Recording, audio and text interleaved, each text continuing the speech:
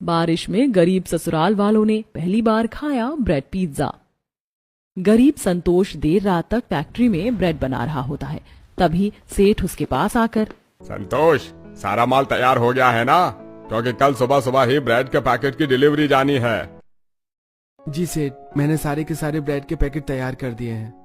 तभी आसमान में जोर की बिजली चमकने की आवाज आती है, जिसे सुन संतोष, सेठ, बाहर बारिश का मौसम बन रखा है। कितनी जोर से बिजली चमक रही है। हाँ, बाहर मौसम खराब हो रखा है, तो जल्दी से घर के लिए निकल जा। और ये ले, तेरी आज की दिहाड़ी और ये 50 रुपए अलग से तेरे ओवर टाइम लगाने के। फैक्ट्री के सेठ के लिए 50 रुपए भले ही एक छोटी मोटी रकम थी, लेकिन गरीब रोजी रोटी कमाने वाले संतोष के लिए उस टाइम 50 रुपए की बहुत ज्यादा कीमत थी, क्योंकि बरसात के चलते उसके घर के हालात बहुत ही खराब चल रहे थे और किसी भी हाल में उसे अपना परिवार चलाना था। बहुत बहुत शुक्रिया सेठ। अच्छा, मैं चलता हूँ। सेठ उसे एक ब्रेड का पैकेट देता है। ये पैकेट ब्रेड का भी ले जा, तेरे बाल बच्चे खा लेंगे। जैसे ही ब्रेड और पैसे लेकर वो फैक्ट्री से बाहर निकलता है तो बारिश का मौसम बन रखा होता है। तगड़ी बिजली चमकती है। आज तो कितना तगड़ा बारिश का मौसम बन रखा है। बहुत जोर की बारिश आएगी। फटाफट से घर के लिए निकल जाता हूँ, वरना बारिश में भीग गया तो ये ब्रेड भी खराब हो जाएगी। संतोष जल्दी जल्दी घर के लिए बढ़ने लगता है। तभी खूब तेज पीट पीट कर आंधी बारिश होने लगती है। वहीं चूल्हे के आगे बैठी रीता राशन लाने की आस लगाकर बार बार दरवाजे की तरफ देख रही थी।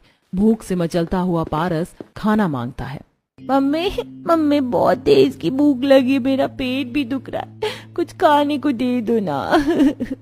हाँ मम्मी, रात की रोटी रखी हो तो नमक तेल लगाकर दे दो, हम खा लेंगे।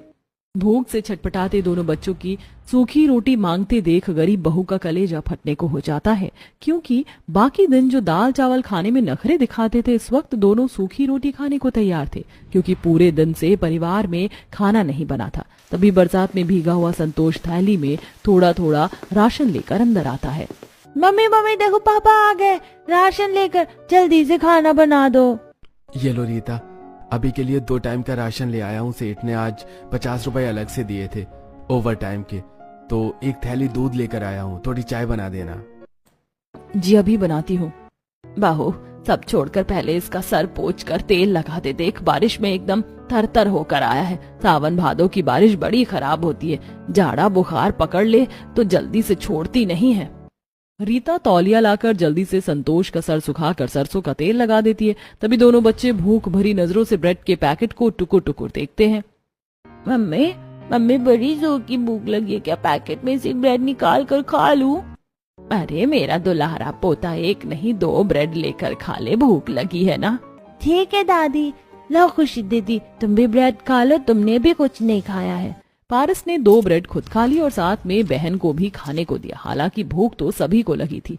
दोनों बच्चे ब्रेड मोड़कर खाने लगते हैं, जिससे शांति की आंखें छलछला जाती हैं। इस ब्रेड से भी क्या ही पेट भरेगा दोनों का। निभा, जा बेटी, दाल भात बनाने को चढ़ा दे। देख कैसे दोनों ब्रेड काट काट कर खा रहे। सुबह से दोनों के पेट में अन्न का दाना नहीं गया। ज्यादा मैदे की बनी चीज खाएंगे तो पेट में नुकसान होगा। निभा जल्दी से रसोई में आती है, जहां गरीबी में गुजारा करने का अभाव राशन के खाली डिब्बों में साफ साफ दिख रहा था। जहां एक तरफ बारिश के मौसम में अमीर रज रज कर अच्छा खाना खाते हैं, वहीं यही बरसातें गरीब के परिवार को 2 वक्त की रोटी के लिए भी मोहताज कर देती हैं। कम राशन होने के चलते निभा आधे चावल और 1 मुट्ठी दाल बनाती है। माँ, सब्जी क्या काटूं? कोई सी भी सब्जी नहीं है। निभा, देखो, सब्जी की टोकरी में 2-4 आलू रखा होगा, उसे धोकर दाल में उबलने के लिए चढ़ा दो। दाल चावल चोखा बन जाएगा। तुम दाल चढ़ा दो, मैं देख लूंगी। कुछ ही देर में बहू दाल चावल चोखा बनाकर सबको खाने को डालती है। माँ जी, बाबूजी, गर्मा गर्म दाल चावल है, चोखे के साथ खा लीजिए। तभी रामदास निराश मन से खाने की थाली को देखते हुए, बेटा बहू, मेरी थाली में से चावल हटा दे, इतना नहीं खाऊंगा। रोज रोज एक जैसा दाल भात खाकर मन भर गया है। पर बाबूजी, मैंने पहले ही आपकी थाली में कम दाल चावल डाला है। अजी, खा भी लो। देखो, बहू ने चोखा भी तुम्हारी मनपसंद से प्याज डालकर बनाया है। शांति घर में कभी कुछ अलग सा बने तो खाने का दिल भी करता है, लेकिन हम गरीबों के नसीब में तो ये पानी जैसी दाल चावल खाकर गुजारा करना लिखा है। इतना बोलकर रामदास बेमन से दाल चावल के निवाले को खाने लगता है। बाकी भी किसी तरह जी मारकर दाल चावल निकलते हैं। तभी अच्छी सी खुशबू गरीब ससुराल वालों की नाक में पड़ती है, जो कि स्वादिष्ट पिज्जा बनने की थी। हा, कितनी अच्छी सी खाने की खुशबू आ रही है। लगता है आज आयुष के घर में फिर से लाल टी शर्ट वाले अंकल कुछ खाने को लेकर आए हैं। मैं देखने जा रहा हूँ। पारस अपने खाने की थाली छोड़कर दरवाजे के बाहर आकर आंखें जमा जमा कर सामने के आयुष के घर की तरफ देखने लगता है, जहां एक पिज्जा डिलीवरी वाला पिज्जा के डब्बे लेकर खड़ा था, जिसके अंदर से गर्मा गर्म पिज्जा की खुशबू निकल रही थी। तभी अंदर से मालिनी निकलती है। मैडम ये लीजिए आपका फुल साइज चीज पिज्जा। भैया, मैंने 15 मिनट पहले पिज्जा ऑर्डर करा था और तुम अब आ रहे हो। पता है मेरा बेटा कब से वेट कर रहा है। मैडम बारिश के चलते रोड पर काफी ज्यादा पानी भर गया, इसीलिए डिलीवरी देने में थोड़ा सा लेट लग गया। मालिनी पिज्जा वाले को पैसे देती है। तभी उसकी नजर पारस पर पड़ती है, जो कि खाने की आस लगाकर उसे देख रहा था।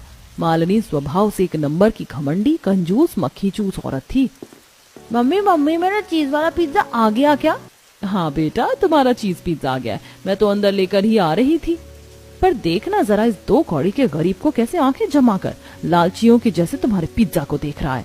मालिनी के मजाक उड़ाने पर पारस की आंखों में आंसू आ जाते हैं।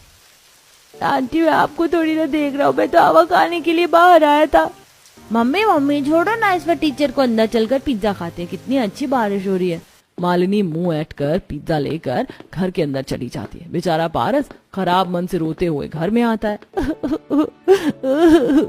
अरे क्या हुआ मेरे दुलारे पोते को, रो क्यों रहा है? दादी, वो आयुष की मम्मी ने मुझको गरीब कहकर मेरा मजाक उड़ा और मुझको पिज्जा भी नहीं दिया। ये गायत्री बहन की बहू भी ना इतनी खराब औरत है, पता नहीं खुद को क्या समझती है। जब देखो घमंड में रहती है। क्या बिगड़ जाता उसका, मेरे पोते को भी एक छोटा सा पिज्जा का टुकड़ा दे देती तो उसका भी मन रह जाता। माँ जी, इसे भी बाहर जाने की क्या जरूरत थी? मैंने घर में खाना तो बना रखा था। खाने की बात उठने पर पारस चिढ़सा जाता है। मुझको नहीं खाना है जरा सा दाल चावल, तुम डेली यही बनाती हो। मेरा कितने दिन से ब्रेड पकौड़ा खाने का दिल कर रहा है, लेकिन तुमने वो भी बनाकर नहीं खिलाया। ये सुनकर संतोष को काफी ज्यादा दुख सा लगता है। रीता, पारस का अगर ब्रेड पकौड़ा खाने का मन था तो तुमने मुझे बताया क्यों नहीं? अजी, आपको क्या बताती, पहले ही आप इतनी मुश्किल से घर का खर्चा चला रहे हैं। क्या फायदा मेरे मेहनत करने का, जो मुझे अपने बच्चे और परिवार का छोटी छोटी चीज खाने के लिए भी तरसता हुआ मुंह देखना पड़ता है। मैं उनकी ख्वाहिश को पूरा नहीं कर पाता। बेटा, यही बहुत बड़ी बात है कि तू अकेले अपने दम से हम सबका पेट भरवा रहा है। अगले दिन संतोष खराब मौसम में काम पर निकल जाता है, जहां वो एक बड़े से पिज्जा के रेस्टोरेंट के आगे से गुजरता है, जहां अमीर हाई क्लास के लोग अपने परिवार को खिलाने के लिए लाते थे। काश मेरी भी इतनी आमदनी होती तो मैं भी अपने परिवार को कभी पिज्जा खिलाने के लिए ला पाता, लेकिन इतनी महंगी चीज खाना हम गरीबों के नसीब में कहाँ है। पर अपने बच्चों को ब्रेड पकौड़ा तो खिला सकता हूँ ना। भीगी हालत में संतोष फैक्ट्री में आता है, जहां सारे लेबर ब्रेड बनाने में लगे थे। नमस्ते सेठ, मुझे 50-100 रुपए ज्यादा चाहिए, इसलिए मैं आज भी ओवर टाइम लगा लूंगा।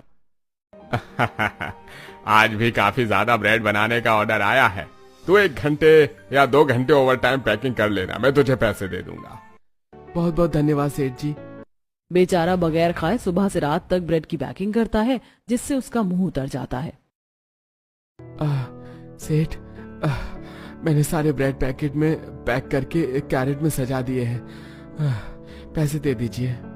सेठ आज भी उसकी दिहाड़ी के साथ 50 रुपए बढ़ा कर देता है और साथ में ब्रेड का पैकेट भी देता है। ये ले, ये ब्रेड के पैकेट ले जा तेरी मेहनत के लिए। बहुत बहुत शुक्रिया मालिक, आप मेरे मांगने से पहले ही रोज मेरे बच्चों के लिए एक पैकेट ब्रेड जरूर देते हैं। तू भी तो रात के 10 बजे तक ब्रेड बनाता है, बाकी मजदूर तो 7-8 बजे ही भाग निकलते हैं। पैसे लेकर संतोष तेजी से घर के लिए बढ़ता है। ठंडी ठंडी हवा चल रही थी, आसमान में घटाएं घिरी हुई थी। 10 बजने वाले हैं, कहीं लाला ने दुकान बंद कर दिया तो बेसन तेल खरीदना बाकी रह जाएगा। तभी हड़बड़ाहट में जाते हुए रोड पर पड़े पत्थर से उसे ठेस लग जाती है और चोट खा जाता है कि कुछ देर में। लाला जी, 1 पाव बेसन और 1 पाव तेल दे दो। संतोष के 1 पाव तेल बेसन मांगने पर लाला पिनकते हुए, बस पैसा भी लेकर आया है कि आज भी मुफ्तखोरी की तरह उधार में सामान चाहिए तुझको? नगद पैसे देगा तो सामान मिलेगा, क्योंकि दुकान बढ़ाने का टाइम हो रखा है। उधर बाकी लगाने का झमेला नहीं चलेगा। लाला जी पैसे लेकर आया हूँ, बस 1 पाव तेल और बेसन दे दो। बनिया तेल और बेसन तौल कर दे देता है, जिसे लेकर संतोष घर पर आ जाता है, जहां बारिश से मकान की कच्ची छत चू रही होती है, जिससे घर में भरा पानी शांति निभा बाहर निकाल रहे थे। हे भगवान, इस बारिश ने तो सवेरे से आफत लगा कर रखी हुई है। मकान की छत भी जगह जगह से चू रही है। पानी साफ करते हाथ की नस चढ़ गई। दादी आप बर्तन पकड़ के थक गई होगी ना, मैं बुआ के साथ पानी साफ करवा दूंगा, आप जाकर आराम कर लो। मेरा दुल्हारा दादी की कितनी चिंता करता है। अब दोनों बच्चे भी निभा के साथ बर्तन में जमा पानी बाहर फेंकने लगते हैं। वहीं बहू कोने में चूल्हा लगाकर खाना बनाने की तैयारी में लगी थी कि संतोष आ जाता है। रीता, खाना बना दिया है क्या? नहीं जी, अभी तक खाना बना तो नहीं है, बस बनाने ही जा रही थी। वो बरसात से घर में काफी पानी हो रखा था, इसीलिए पूरी रसोई चू रही थी। चलो कोई बात नहीं, आज रोटी सब्जी रहने देना। मैं ये थोड़ा सा बेसन और तेल खरीद कर लाया हूँ। ये ब्रेड के पैकेट भी है। ऐसा करो, आज सबके लिए ब्रेड पकौड़ा बनाना। घर में दाल रोटी छोड़कर ब्रेड पकौड़े बनने का सुनकर ससुराल वालों के मन में खाने की आशा लग जाती है। बहू, अगर ब्रेड पकौड़ा बना रही हो तो थोड़ा तीखा और चटपटा ही बनाना। रोज रोज फीका पानी जैसे दाल चावल खाकर तो मेरा मन पक गया है। कुछ देर में बहू चूल्हे पर आलू उबालने चढ़ाकर मसाला पीसती और फिर बेसन घोलती है। कुछ देर में आलू का भरवा मसाला तैयार करके ब्रेड के अंदर भरकर अच्छी तरह से बेसन में लपेटकर तेल में तलने के लिए डालती है। देखते देखते गर्मा गर्म ब्रेड पकौड़े की खुशबू पूरे मकान में भर जाती है और दोनों बच्चे प्लेट लेकर चूल्हे के पास बैठ जाते हैं। मम्मी पहले वाला ब्रेड पकौड़ा बनाकर मुझको ही देना, सबसे पहले मैं खाऊंगा। बिल्कुल भी नहीं, तुझसे पहले मम्मी से ब्रेड पकौड़ा मैं नहीं मांगा, इसलिए मम्मी पहले मुझको ही देंगी। और वैसे भी तू मुझसे छोटा है, इसीलिए तो बाद में खाएगा।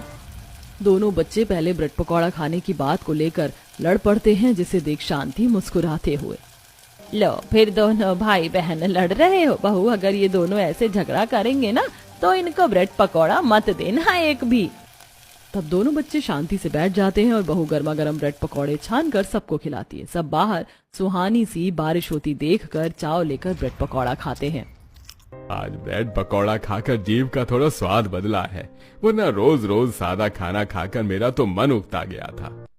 अजी, बारिश के मौसम में तो थोड़ा सा चटर मटर चीज खाने का मन करता है, पर हम जैसे गरीबों की तकदीर अमीर के जैसी थोड़ी होती है, जिनके यहाँ रोज शाही पकवान पकता हो।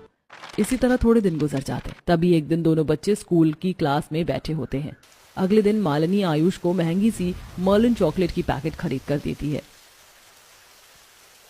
ये लो आयुष बेटा, ये 4 पैकेट मर्लिन चॉकलेट बांटने के लिए काफी रहेगी ना?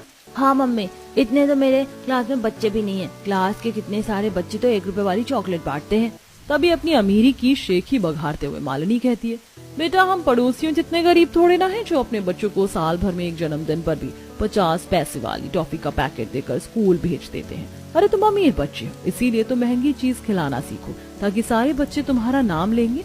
और ये तो कुछ भी नहीं, शाम को बहुत ही ग्रैंड बर्थडे पार्टी होगी, उसमें तुम्हारी फेवरेट खाने पीने की चीज भी मैंने ऑर्डर की हुई है। जैसे कि मम्मी तुमने मेरे पसंद का पिज्जा भी ऑर्डर किया है ना? हाँ बेटा, मैंने तुम्हारी पसंद का पनीर वाला पिज्जा भी मंगवाया है। तुम अपने जिस भी दोस्त को पार्टी में बुलाना चाहते हो क्लास में उनको कह देना।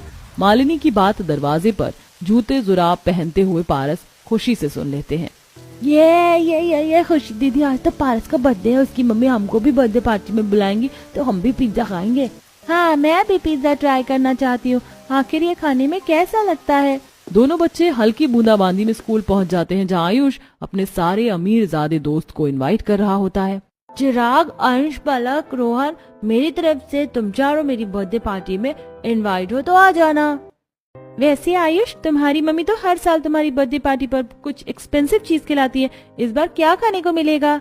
इस बार तुम सबको चीज पिज्जा और पनीर पिज्जा खाने को मिलेगा। मेरे मुंह में तो अभी से ही पिज्जा का नाम सुनकर पानी आ रहा, मैं तो भर भर के खाऊंगा। पारस और खुशी दोनों आयुष का मुंह देख रहे होते हैं कि वह उन दोनों को भी अपनी बर्थडे पार्टी में आने को कहेगा। आयुष, क्या तुम हमको अपनी बर्थडे पार्टी में नहीं बुलाओगे? हम भी तो तुम्हारे क्लास में पढ़ते हैं और हम तो तुम्हारे पड़ोसी भी हैं। ठीक है, तुम दोनों भी आ जाना। आयुष, तो इन जैसे टीचरों को भी अपनी पार्टी में बुलाएगा?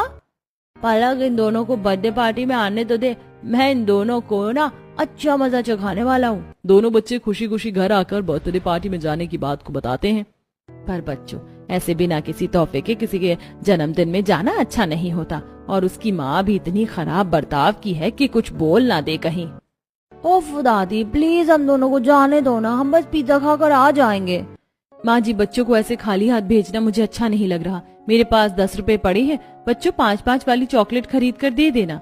शाम होते ही सुहानी बारिश होने लगती है। दोनों बच्चे पुराने कपड़े पहनकर चॉकलेट लेकर पार्टी में जाते हैं, जहाँ टेबल पर बहुत ही बड़ा सा केक सजा हुआ था और खाने के कॉर्नर पर बर्गर, चाउमीन, समोसा, पिज्जा लगा हुआ था।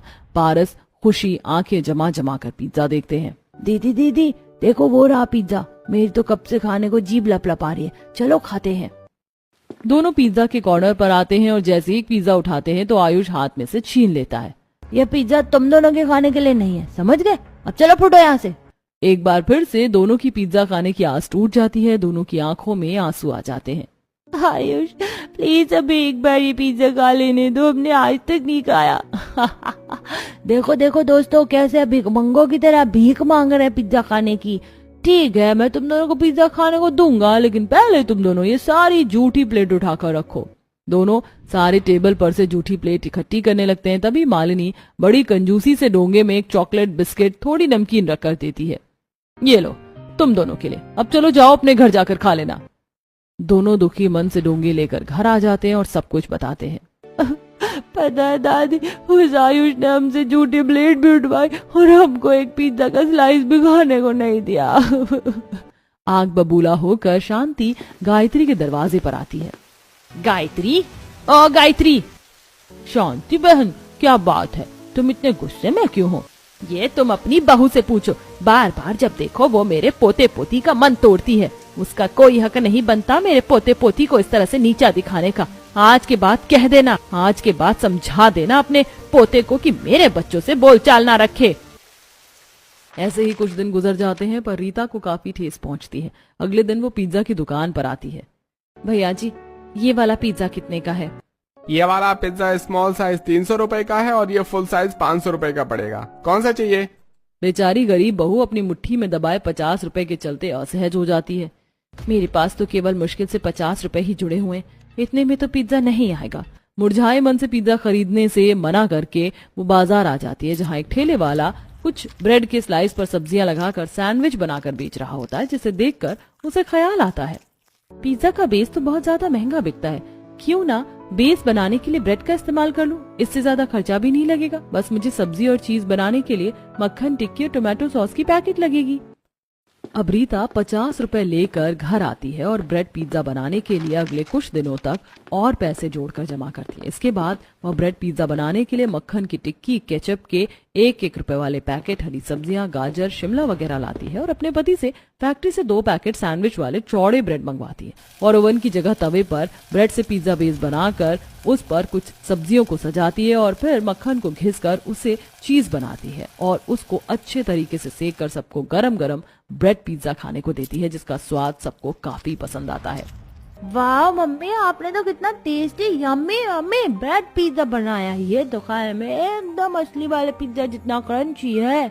सच में बहू, ये ब्रेड पिज्जा खाने में बहुत ही बढ़िया लग रहा है। तूने साबित कर दिया कि एक गरीब गृहिणी भी हर चीज बनाकर अपने परिवार को खिला सकती है। पूरा गरीब ससुराल स्वाद लेकर ब्रेड पिज्जा खाता है। वहीं रीता अपने स्वादिष्ट ब्रेड पिज्जा को व्यापार का साधन बनाती है और घर के आगे ही ब्रेड पिज्जा बनाकर बेचने लगती है।